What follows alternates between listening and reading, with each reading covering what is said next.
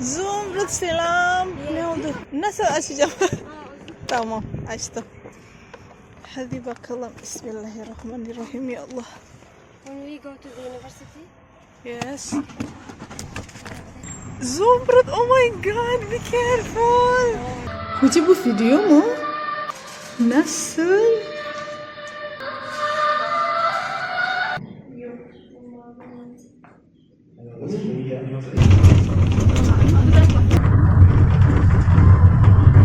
Yıllık kültürünü, manevi değerlerinin bir arada barındığı bir semboldür. Değil, aynı zamanda insan ruhunun da derinliklerine inen bir yerdir.